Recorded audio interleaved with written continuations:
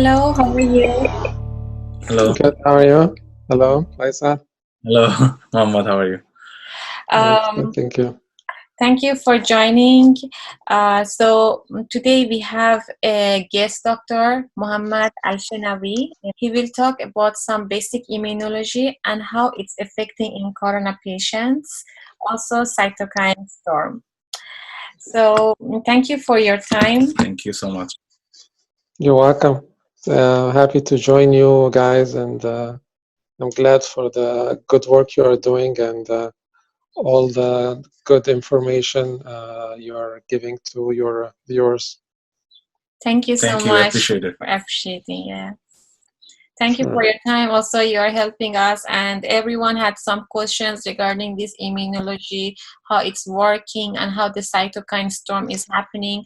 So we got so many emails regarding this question, and this they wanted to have a better, clear concept regarding this.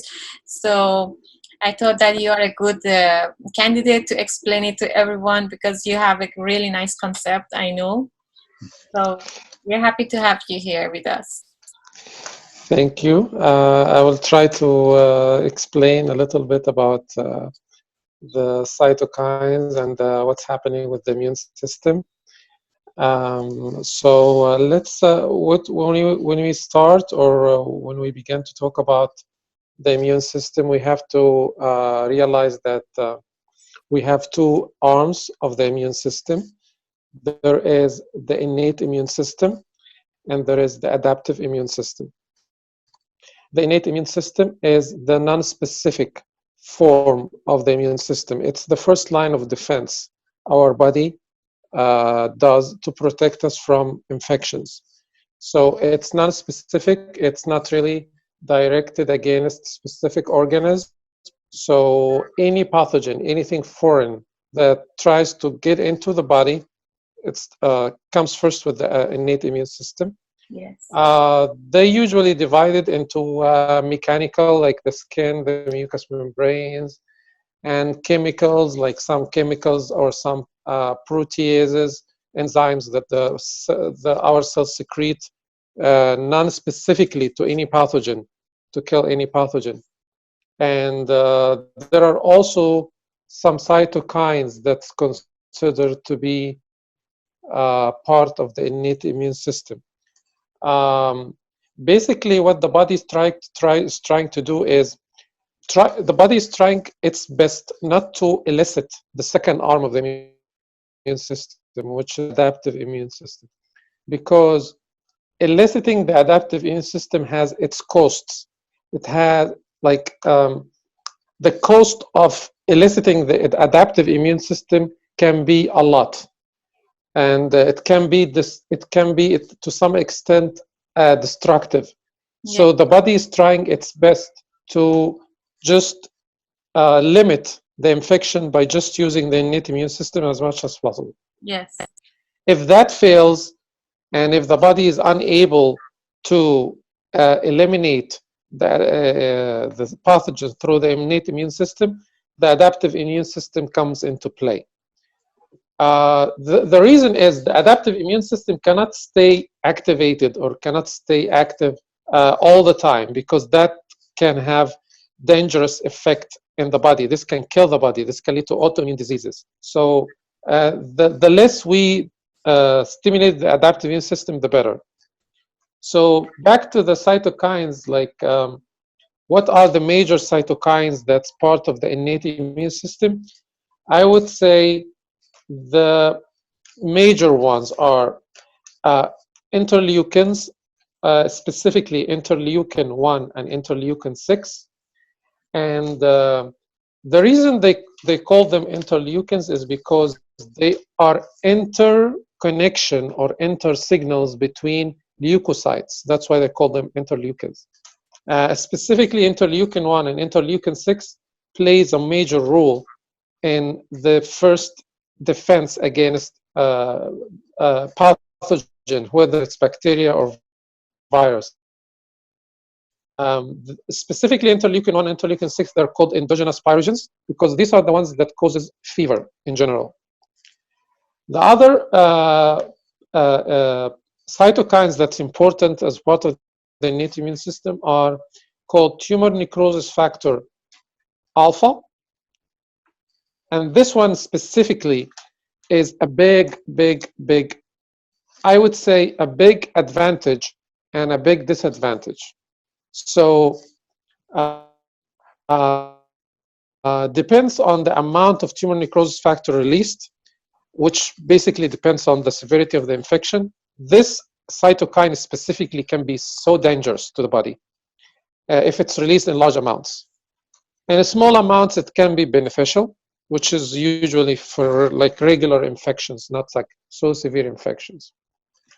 The other ones, I would like to talk about these three in details, but I'll just finish with the next one, which is interferon alpha and interferon beta. These are also part of the innate immune system. The major cells, I would say, that are involved in the innate immune system, or non-specifically, are the macrophages, or the phagocytic cells, the cells that eats up bacteria, viruses, anything foreign, or even our own old cells or dead cells. These are like the sweepers of the body. And there are also the neutrophils. They're also called polymorphonuclear leukocytes. The neutrophils are part of the innate immune system, and they're also phagocytic cells. They're the cells that causes pus formation in cases of bacterial infection.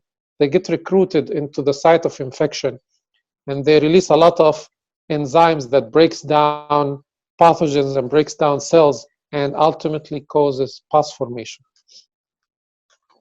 So back to our major ones that I needed to talk about, because these are the ones that's more implicated in the severe response of the body to COVID-19 and the damaging effects that happen to COVID-19 patients. And that's where most of the therapeutic targets now are trying to target these, or the most of the trials that's currently been working on is try to stop these three cytokines. I'm talking about interleukin-1, interleukin-6, and TNF-alpha, or tumor necrosis factor alpha. Yes. Interleukin-1 and interleukin-6, as I said, are the ones that's more a cause of the fever, the high fever.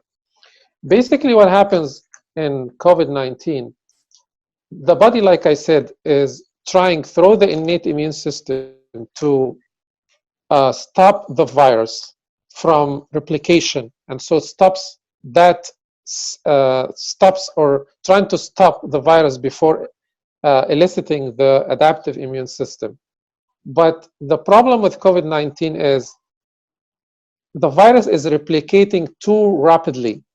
The rate of replication of the virus is very, very high. So for this reason, the body is trying to control this replication, and that leads to massive release of cytokines. Like I said in the beginning, cytokines in small amounts are good and are helpful for fighting infections.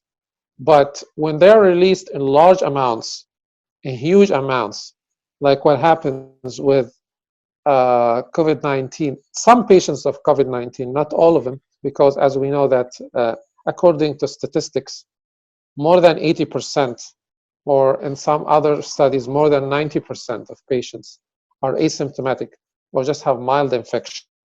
Yes. That means in these patients, the immune system, specifically the innate immune system, is capable of stopping the virus before spreading too much on the body and causing the release of this huge amount of cytokines. So basically, for people who have mild symptoms, which are also caused by these same cytokines, these symptoms will look like a flu. Fever, some muscle aches, some feeling of fatigue. You know, depends also, some other patients have reported some little or like minor shortness of breath and some numbness, tingling of the hands and feet. This is all because most of these cytokines, they cause dilatation of the small blood vessels, and they cause these blood vessels to be leaky. So the leakage of fluid from the blood vessels can have serious problems, especially to the lungs. So in the mild cases, there is still leakage of fluid, but this leakage is little, and the body have the time to kind of absorb this fluid and maintain the lung function. Mm-hmm. But in cases of severe storm, where there's massive amount of release of these cytokines, there is also massive dilatation of these small blood vessels, or we call them capillaries, and the amount of fluid that's released is a lot for the body to cope. And what we can, and also because of the lung tissues are very delicate. Yes. The lung alveoli or the lung tissues are very delicate, and they cannot really cope with the huge amount of fluid that builds up in the lungs. And so what ends up happening is these patients need to be on ventilators, and they need oxygen. And unfortunately, in a lot of cases, this is not even enough for them to survive. The lung is so severe that it's irreversible, and they cannot really live with like this amount of damage to the lungs. Now, since doctors and scientists and with COVID-19 more, and not just COVID-19, with many other diseases. Actually, the term cytokine storm, this term specifically started to appear on literatures and publications in the early 90s. And the first mention of the cytokine storm was related to a case of graft versus host disease, where people who are getting grafts, for example, transplantations like liver transplantation or kidney transplantation. Basically, since the body in these patients recognize these foreign organs as foreign, and they mount or they make a huge immune response against them with massive release of cytokines. And that's what's a cytokine storm would be. And since that time, cytokine storm, or the word cytokine storm, has been used a lot in describing what's happening with some severe viral infections like Ebola, or like the SARS-1 or adult respiratory distress syndrome 1, and now with COVID-19. The idea of or our understanding of cytokine storm, and our understanding that this massive release of cytokines is the major problem with COVID-19 infections in these patients, not just the pathogenicity of the virus itself, the cytokines. Mm-hmm. Now, scientists are trying to study or try medications that specifically blocks these cytokines. So, for example, and I've seen that currently there's studies, or a lot of studies, talking about certain medication called tocilizumab. And tocilizumab is an antibody. It's a monoclonal antibody that's directed against interleukin-6 specifically. And since interleukin-6 specifically is a major problem of the cytokine storm, and it can cause organ damage, can cause liver failure, can cause lung failure. Targeting interleukin-6 early in COVID-19 infection can possibly improve the survival rate. This is still under studies, and hopefully the studies can show positive results. There are also studies about anakinra, which is an interleukin-1 inhibitor, and also some other agents that's working against the tumor necrosis factor alpha. The problem with such therapies, the major problem, besides there is a chance of stimulating infection, because these agents also, by blocking these cytokines, you're basically also increasing the body's susceptibility to infection. So we don't want to prevent infection and cause another infection.